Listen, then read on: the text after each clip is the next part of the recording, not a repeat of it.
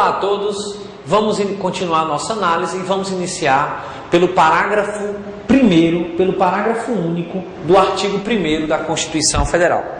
Lá a gente vai encontrar a ideia da democracia. Olha o que diz o parágrafo único do artigo 1º.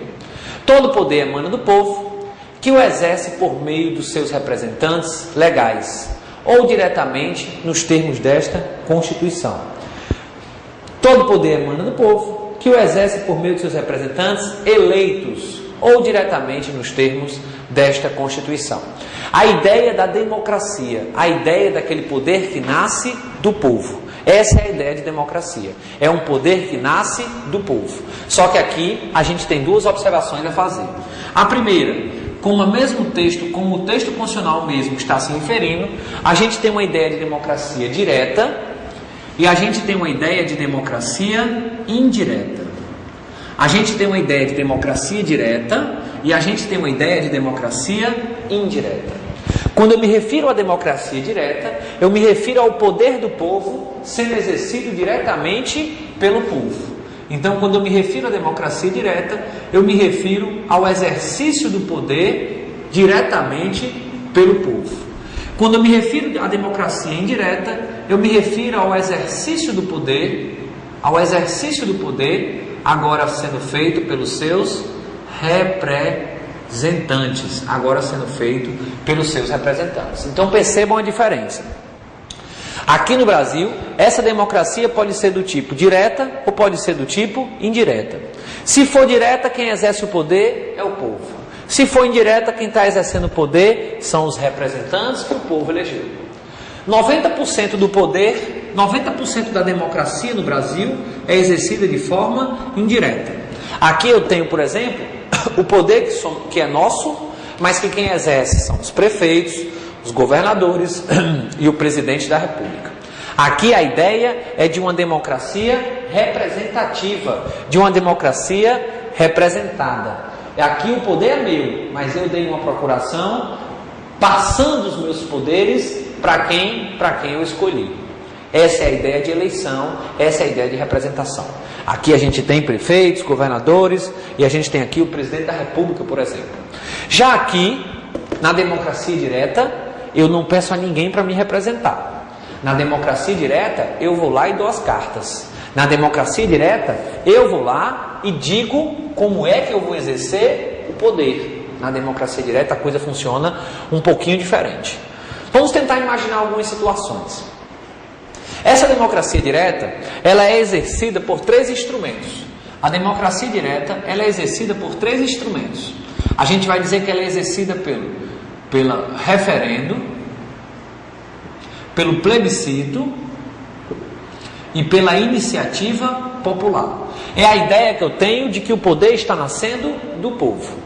Aqui no referendo e aqui no plebiscito, eu estou falando em um poder que vai ser exercido pelo povo através do voto. No caso da iniciativa popular, eu não tenho o voto. Eu vou ter aqui assinaturas. Aqui eu não vou ter voto. Aqui eu vou ter a ideia de ações legitimadas pelo povo. Vamos imaginar, para ficar didático, que dois municípios, estão intimamente ligados, são tão próximos, esses municípios que são circunvizinhos são tão próximos, eu vou chamar isso aqui de município A, de município B, eles circunvizinhos são tão próximos que a linha que delimita e divide os dois municípios, ela não está bem feita, ela não é bem delineada. Significa dizer que quem mora aqui sabe muito bem que mora no município A. Quem mora aqui sabe muito bem que mora no município B. O problema é quem mora aqui, ó. Quem mora nessa região aqui nem sabe se pertence a A e nem sabe se pertence a B. A verdade é que quem mora nessa região aqui, está numa situação, está numa área que não é bem definida. Aparentemente um problema besta, banal, até que um problema como esse pode mexer na parte mais sensível do corpo humano, o bolso, não é verdade? Então olha só, quem mora aqui, por exemplo, paga um imposto municipal chamado IPTU ao município A. Quem mora aqui, por exemplo, paga um imposto municipal o IPTU ao município B. E quem mora aqui, Tarcísio, que não sabe se pertence a A e não sabe se pertence a B?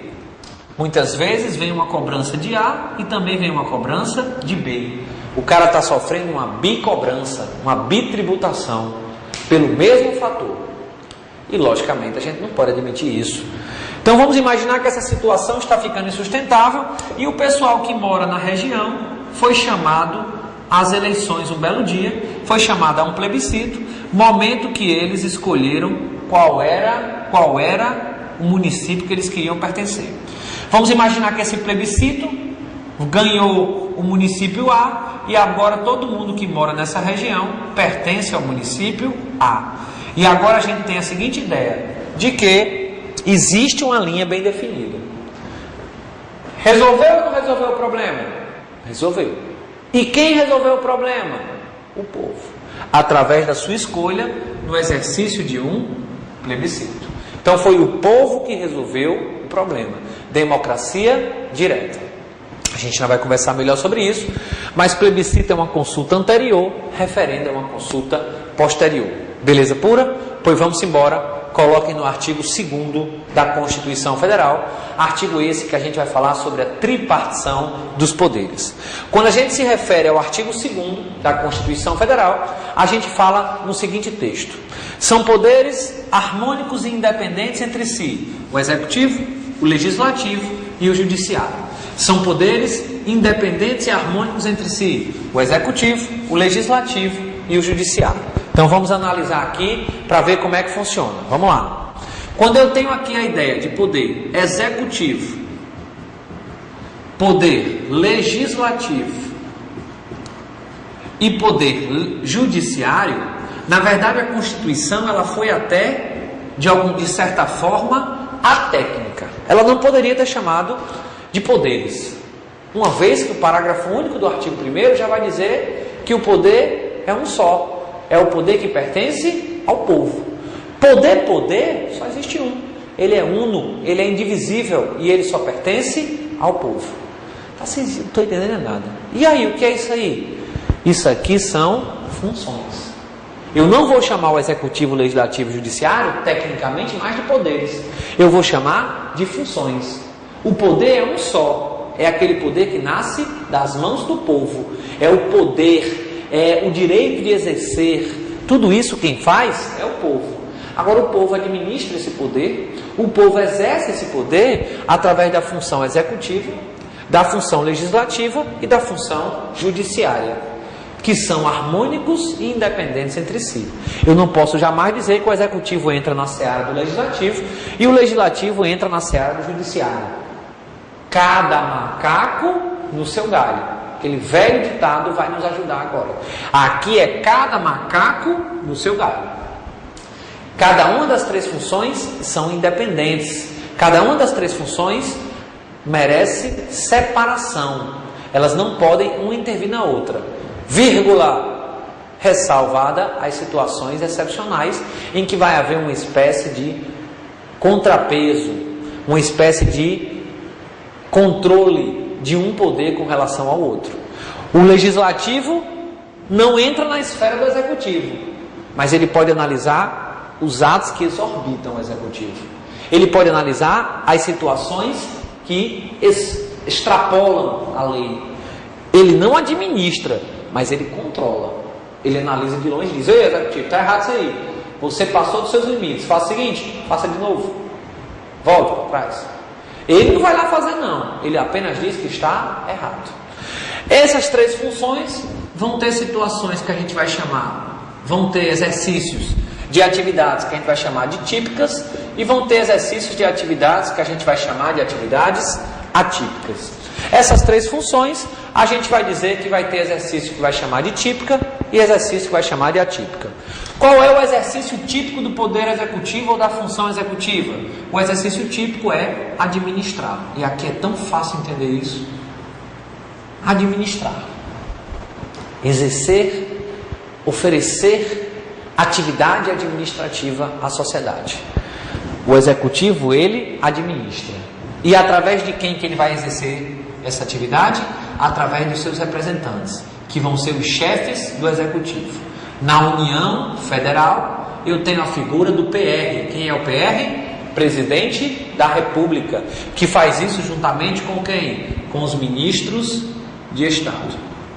Nos Estados Federados, eu vou ter a figura do governador de Estado, que juntamente com os secretários atuam na seara da administração estadual. Nos municípios, eu vou ter a figura dos prefeitos, que juntamente com os seus secretários municipais atuam na seara da administração municipal. E é assim que se organiza o Executivo. Eles administram como função típica, são representados pela União, pelos estados e pelos municípios. O Legislativo, como função típica, o Legislativo vai ter a função de criar leis. Vamos deixar a coisa bonita, vamos? Em vez de falar criar leis, a gente pode falar, sabe o quê? Inovar na ordem jurídica, fica mais bacana. Inovar na ordem jurídica. Quem faz isso é o Legislativo. E esse vai ser o único poder que vai ter duas funções típicas. Ele também vai ter a função de fiscalizar. Também vai trabalhar com essa atuação fiscalizatória. Quem representa esse poder? O Legislativo é representado no âmbito federal, no âmbito da União, pelo Congresso Nacional. No âmbito dos estados, ele é representado pelas assembleias legislativas. E no âmbito dos municípios, ele é representado pela Câmara Municipal. Então a gente vai encontrar aí a União, os estados e o município, cada um representado pela sua casa legislativa. Dos três, somente a União, o Congresso Nacional, vai ser bicameral. A União, o Congresso Nacional, vai ser bicameral. A ideia de duas câmaras, Câmara dos Deputados e Senado Federal. A Câmara dos Deputados, anote aí, representantes do povo. Senado Federal, anote aí, representantes do Estado. Observação número 2, não existe nenhum tipo de hierarquia entre a Câmara dos Deputados e o Senado Federal. São duas instituições que têm atribuições definidas pela Constituição Federal. Nos estados, as assembleias, e nos municípios, as câmaras municipais. O judiciário vai ter a função principal de exercer a jurisdição, exercer a função judicante. Tarcísio, o que é jurisdição? Cuidado para você não se atrapalhar e achar que jurisdição aqui tem aquela ideia de espaço físico. Aqui não é jurisdição no sentido de circunscrição. Aqui é jurisdição no sentido de dizer o direito, ou seja, se referir às situações justas, dizer o direito, no caso concreto, olha só, e em última instância. Olha só que legal. Exercer a jurisdição nada mais é do que julgar de forma definitiva. No Brasil, o princípio adotado pela nossa Constituição é o princípio da jurisdição, una. Aqui no Brasil, a Constituição adotou o princípio da jurisdição una. Aqui no Brasil, só quem pode julgar de forma definitiva, em regra geral, é o Poder Judiciário. E exercer a jurisdição é dizer o direito, no caso concreto, e em última instância, fecha aí. Essas são as funções típicas, mas cada um desses poderes também vão possuir funções atípicas. Olha só o Executivo, que nas horas vagas deixa de administrar e passa a legislar. Eu falo isso quando ele está exercendo as medidas provisórias. Ali, o chefe do Executivo deixa de legislar, deixa de administrar e vai, em situações de relevância e urgência, editar medidas provisórias. Alguns vão dizer que esse Executivo também pode efetuar julgamentos. E aí a gente tem que ter um cuidado especial quando fala nisso. Por quê? A gente acabou de ver que o princípio adotado pelo Brasil é o princípio da jurisdição una. Que só quem pode realizar julgamento de forma definitiva é o judiciário. Na hora que eu digo que o executivo exerce essa função de julgar, eu não sei se a informação está precisa não. Por quê?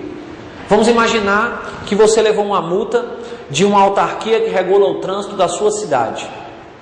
Se você entrar com recurso e esse recurso for indeferido, Houve um julgamento, não houve? E esse julgamento foi feito pelo executivo, pela administração pública, não foi? Mas você tem que se conformar com isso? Ou você ainda pode levar o caso ao Poder Judiciário? A regra é que você possa levar ao Poder Judiciário. Então, que julgamento falho é esse efetuado pelo executivo? Que julgamento falho é esse que pode ser reanalisado? Daí, parte da doutrina vai rechaçar essa ideia de que o executivo possa proceder a julgamentos. Mas fica a dica, essa história é polêmica e divide opiniões. Sobre o legislativo, ele vai poder também julgar, e aqui pode mesmo, porque a própria Constituição permite, e o exemplo claro disso aqui é quando o Senado Federal é chamado para julgar o presidente nos crimes de responsabilidade, e ele vai poder administrar, no momento que ele administra a sua própria casa. No momento que ele atende à satisfação, às necessidades de sua própria casa. O judiciário tem o mesmo raciocínio, ele vai poder administrar, porque ele também administra a sua própria casa, e ele vai poder legislar, só que aqui quando eu falo em legislar, eu falo em criar regimento interno, por exemplo, eu falo em criar situações que ditam regras que vão existir somente dentro do Poder Judiciário. É o que acontece com o regimento interno no tribunal, que trata das regras internas do tribunal. Trocando em miúdos, as três funções vão ter atividades típicas e atividades atípicas. Percebam o seguinte, que cada uma dessas funções, em regra, possui uma atividade principal, mas também desempenham as outras. E que elas são independentes e harmônicas entre si, mas existe a possibilidade de uma controlar a outra. Existe a possibilidade de uma entrar na seara da outra. Tarcísio, você não falou quem são os representantes do judiciário. Os representantes do judiciário vão ser, os membros do Poder Judiciário, vão ser na órbita federal, que aí eu vou encontrar as justiças especializadas, federal, justiça eleitoral, justiça do trabalho, e vamos encontrar também a justiça estadual, no âmbito dos estados. Logicamente, você que está me assistindo sabe que não existe justiça municipal, nós não temos essa divisão no judiciário.